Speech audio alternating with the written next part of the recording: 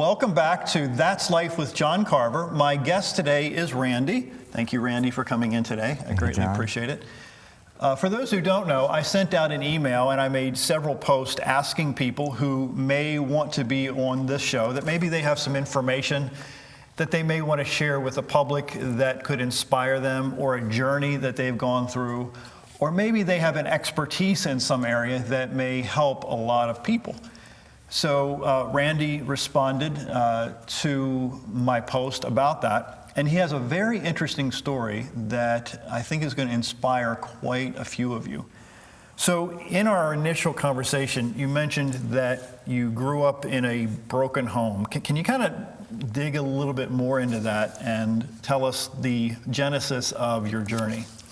Well, growing up, me and my father, we weren't really close. My mom left him when I was about 4 years old. We moved in at the time with my grandparents for, I'd say, roughly 8 years. From the time I was 4 to 12, we got along very nice, stayed, close with the family. So my grandfather had eventually passed away, and then my uncle came back to town, and my grandmother was getting older and sick. She had had a stroke.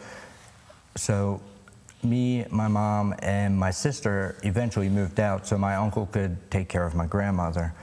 When me and my mother, I froze up. Sorry. When me and my mother moved out, we actually moved to I'd say lower income family area. Through the years of living with my grandmother, my dad was never around. He got into drugs and he was locked up in jail. Well, while no father figure was really in my life, I really didn't have that go-to person besides my mother. My mom, she was an alcoholic. At the time, she liked to party. She would go to bar throughout the week. She wasn't really around to teach me as much as I know now, but she did, essentially teach me what I needed to know to get by at the time. Looking back at it, there was a lot more that I wish she could have done, to get me ready for life itself, but I don't think anybody's really prepared for that. For sure. My dad, he contacted me after he got out of jail at the age of 50, just to say hi. 2 years after that, he passed away. So me and my mom in the lower income area, after everything was said and done at my grandmom's, she never really looked after me. I got my license, I got a job detailing cars, and I just did my own thing without her ever saying anything. She would be upstairs sleeping, I would be downstairs partying. We had multiple people over all the time. So she really was careless, I guess, more than so, to actually have us headed in the right direction for life itself. So let's back up a few years for a minute. You said your parents were addicts in some form. Yeah. Can you kind of express to all of us what it was like to live in that environment? Because those of us who haven't lived in that environment, and then you say that this happened and you kind of glance over it because that was your life, you know what it's like. We don't. Yeah. Can you kind of express to all of us what it's like as a child to live in a home where a parent or parents are addicted to something? Growing up with my mom addicted to pills and liking to drink, you really didn't see the whole side of her, that you would love to see. I remember going in her bedroom and just seeing a bunch of pill bottles on her dresser. At the time, I didn't know anything about it. I just thought she was prescribed some medication, but then over the years, I realized that there was more and more, and she wouldn't be around as much. She would rather go to the bar than go to my baseball game. She would rather take her pills and fall asleep for multiple hours than watch over us downstairs, or come and hang out with us. She was more about herself at her dark times. And that's where I really, really decided maybe there is a problem. My dad being an alcoholic or a drug addict, I remember my dad selling things, and I never understood why he was selling things that he had bought for us in previous weeks beforehand, and it just seemed so awkward. And you never know because you're so young at the time. You're running around and you smell different smells later in life when you know that could have been marijuana. So it's hard to have something just to be taken away for somebody else's habits. So psychologically, as a child, I know you're not a doctor and I'm not a doctor by any stretch.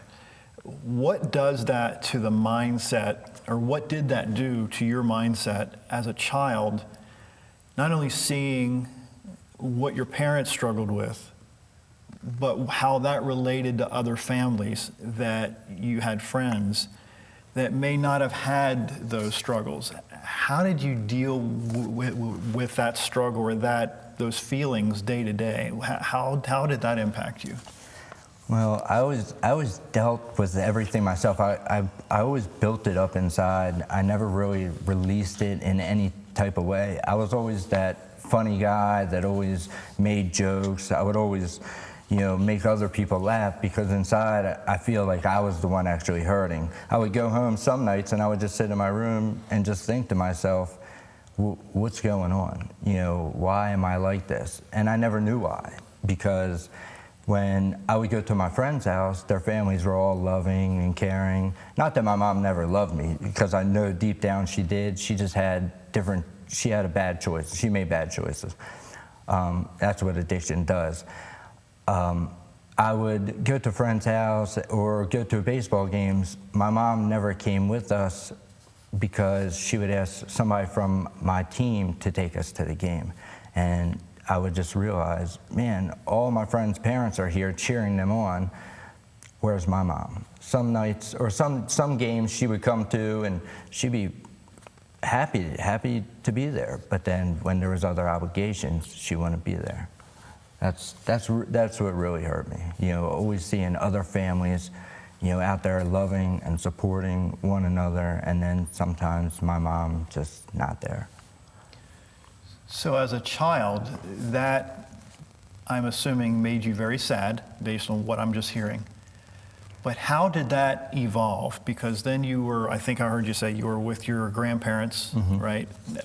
How did your struggle evolve from once you lived with your grandparents, you were in school? Take us a little bit, step at a time, through that process. Well, when I lived with my grandparents, my grandfather, he tried to give me everything I wanted. He was the hardest worker that I ever seen. From, dusk to dawn, he was never home because he was trying to work, pay the bills, put food on the table. My grandmom, she worked up until she got pretty sick and retired. She was the one at home cooking all the time. So it was really hard to,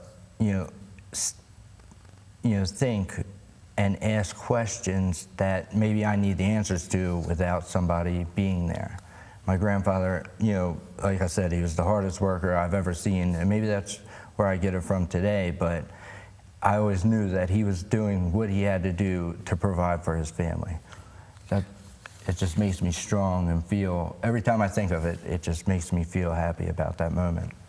So that example, going from a childhood where your parents were ill, meaning they were addicted to drugs and alcohol, and I personally think it's an illness.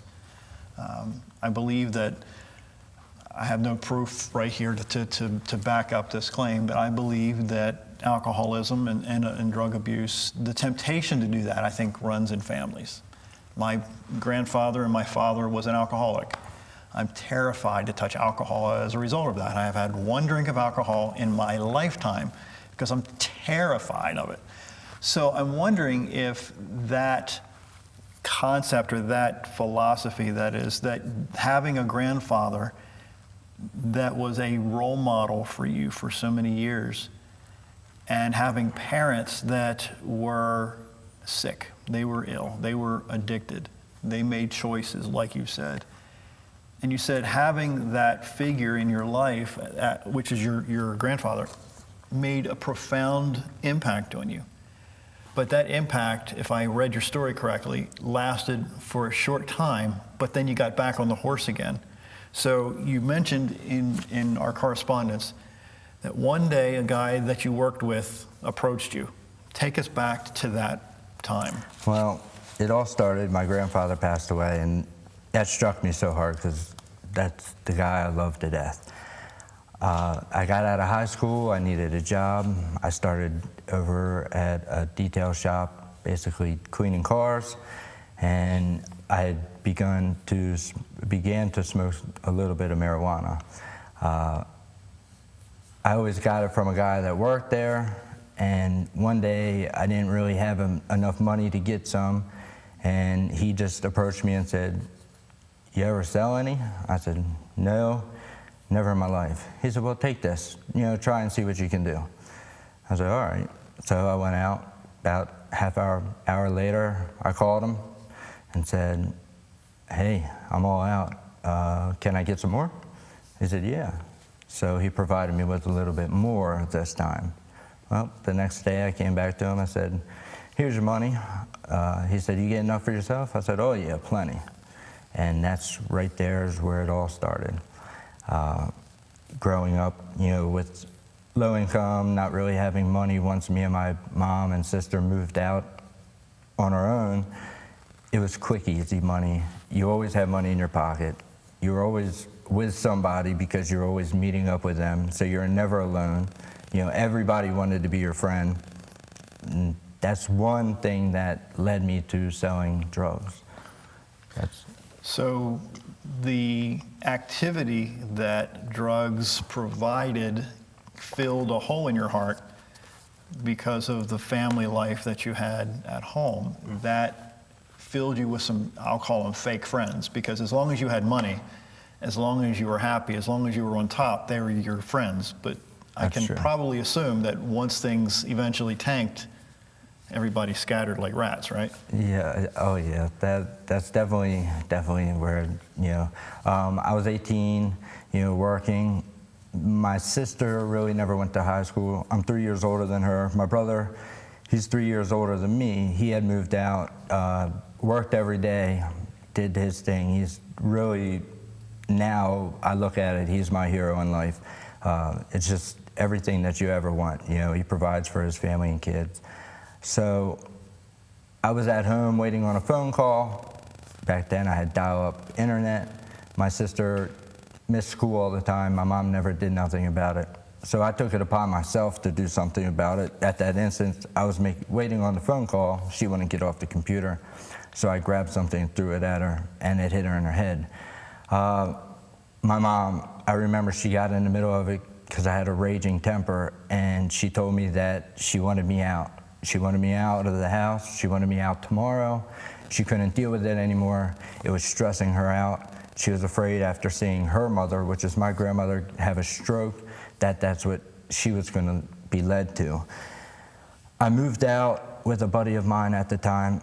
I didn't care. I had money. I was doing my own thing. I kept my job. And I just went on with life at that moment. I really thought that my mom hated me. I really didn't want to be around her because she was providing for my sister when I was trying to be the man of the house at that time. So it really hurt me, to see my mom allow that when I was just trying to take control.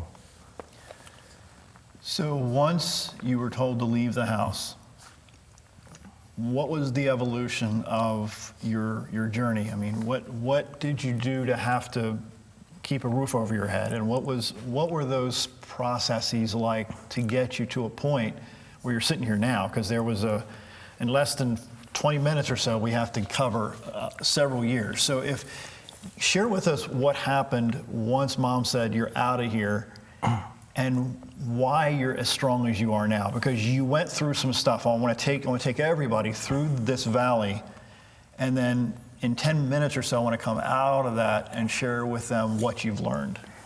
Well, once I moved out, I was still selling weed, just living a fast life, partying every day. Got into street racing, did a lot of street racing down in the city, just lived a fast life. I moved out, got a girlfriend, moved into an apartment in Pennsylvania. I met up with some of her friends, which were in Carroll County, and I started, hanging out with them. They were a couple years younger than me, but they were partying all the time. Growing up, I never really partied as much as I did then. Maybe that's what I got addicted to partying. So I always sold weed, and a buddy of mine said, "Hey, why don't you come down to the club?" I said, "Okay." Well, at first I told him, I ain't going to the club. I'm not into that, So I went to the club, and it was a rave. The first time I went down there. Explain that, because not all of us know what that is. Rave is like an underground party. It's technically legal because it's at a club. It's hosted at a mainstream club. It's a lot of dubstep music, trap music, techno, EDM. It's a bunch of kids, older people too, just dancing, drinking, partying. When I went down for the first time, I've never been to nothing like that in my life. My buddy comes up to me, he says, "Here, why don't you try this?" I said, "All right." So I took a little pill. It was ecstasy. Had the night of my life. Lived to see the sunrise. I partied all night, partied up until the sunrise, even partied into lunchtime the next day. Thought it was the greatest thing in the world. Well, after a while, you realize that weed doesn't make as much money as ecstasy does going to these shows. So I get into the club scene, going to different shows every weekend, maybe twice a week, even on Wednesdays. I held a steady job at the time. So I would go to the club, party all night, go to work, do it all over again. It got to the point to where I was, I could remember having 1,000 ecstasy pills in my house, calling people, "Hey, look what I got. Would you like to buy any?" I continued to sell those because it was easier for me to take what I needed to. After I got away from the ecstasy, well, I was still taking ecstasy. I had an experience. This was Thanksgiving Eve night. We all went to the club, me, a couple friends, and a couple girls. I recently broke up with my ex-girlfriend. We went to the club. We came home, started partying at my house. I didn't expect this, but my ex-girlfriend at the time barged in the door, and we got into an altercation. Thank God the neighbor called the police, because I don't know if I would be in jail or not, because I was under the influence of alcohol and drugs at the time. The girl I was talking to, I didn't know this at the time, had an opiate addiction. So after the cops left, I was still very timid, just really aggressive. I couldn't calm down. Well, she said, "Why don't you try this?" And that's probably the night that it changed my life. I tried a little bit of a Percocet, and it instantly calmed me down. About an hour later, I was asleep. I woke up the next day just thinking, what happened last night? So being involved with this girl, she was addicted to opiates. A buddy of mine at the time, he was addicted to opiates. He found out that I tried it once. He said, "Do you know anybody that does them?" I said, "No, but I'm sure this girl does." And he said, "Well, I can get you roughly 200 of them. I said, "I can sell anything." So he gets them to me. About a week later, I call him up. "Hey, I need some more." I got rid of them. At the time, I thought I was into this girl, or this girl was into me. So I was pursuing a relationship, but she was really into the drugs that I had. Over time, I was trying more and more of this. Well, it was about a month after I started selling Percocets, which I should have never done. I started to take more and more. I ran out. That day, I felt like I didn't want to move. I didn't know what was going on. I'd never been in this predicament before. I called the girl up. She says, "Don't worry, I can bring you over something." So she gives me a little bit. About an hour later, I feel like Superman, straight up, out of this world, great. I call my buddy. I say, "Hey, let me know when you get more." I kept pestering him. He calls me and says, "I'm not going to be able to get you anymore." I don't know what went on. I said, "Okay." At this time, I had some money in my pocket. I reached out to do whatever I could to find more of these things. Well, I could only find 10. I had people calling me. They wanted some of the Percocets that I had, and I realized at that instant I didn't sell one of them. I kept them all for myself. That's when I really realized that I had an addiction. I always heard of an addiction. I watched my mom go through it, and I swore to God that I would never, ever take a pill because I watched my mom do this. So it really led me into a real rough time in my life. It was probably the darkest. Lost family, lost everything. Lost my job. Now I see myself as, I would like to ask my mom if she's proud of where I am, because I never got the chance before I had to say goodbye. That's what I would like everybody to always do, is always ask their mom if they're proud, because they raised you. Even your dad. You know, I never really had a father for that, but I learned through the experience that opiates are a big problem, and you lose everything. You lose everything, and once you lose everything and hit rock bottom, that's when you go up here. And for an opiate user, if you could just listen to me today, the hardest thing it did to take me off of this was taking that first step forward, realizing that you have an addiction. I had nobody to help me. Nobody was there at my darkest times. It's up to you. It's up to your brain and your mentality. You have to be strong and just take that first step. Reach out. There's plenty of people in rehab that know somebody in rehab or that's been through recovery. There's people I never even thought about, but that have been in recovery for 40 years.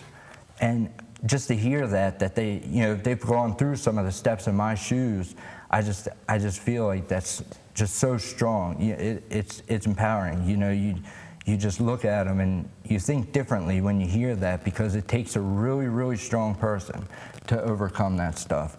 And if you could just reach out and take that first step forward, endless impossibilities. You just got to put your mind on the right path. You got to, you know, find what you love to do. I never in a million years thought I would be working in a facility. You know, I got a job just to get a job at the time because I had nothing. I lost my previous job because of addiction.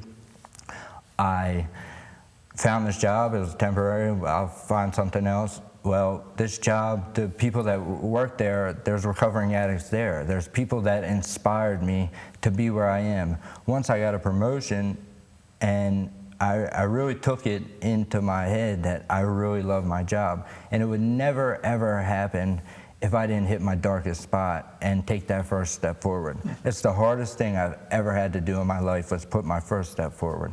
And that's just what I wish that everyone that has an issue with drugs would do, is just be strong. Reach out to somebody. Everybody's here for you. That's the biggest thing.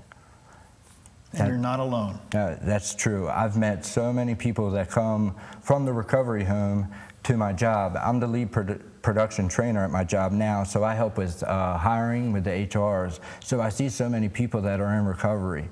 And when I see them, I realize that they're lost, because they've lost their family when they started with this addiction.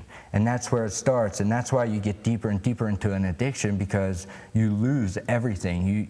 You have no support. Well, when you go to rehab, you have somebody. You get out of rehab, you go into a recovery home. You have a family there. There's more people than what people know that would love to just see, if one person out of 1,000 people would take that first step forward, it would just make the world a better place. I wish 1,000 out of 1,000 people. You know, I would always try to encourage people just to be strong, know that there are people. I mean, I would support anybody that would go through the darkest times. I know people that's never been in recovery that would like to support it, because it's such a big issue in America today that we wish that these addicts that are losing everything would just come up and take that first step forward to get help. There's people that are out there that are willing to reach out to you. You're not alone. The biggest step is the first step. So I'm hoping the story here today, Randy's story, inspired many of you that are struggling in many areas of your life. It doesn't have to be drugs or alcohol, but all of us have struggles in some form. Take that first step and change your life. Randy, thanks so much for sharing your story today. Thank you very much. Thanks for watching. That's Life with John Carver, and we'll be back very soon.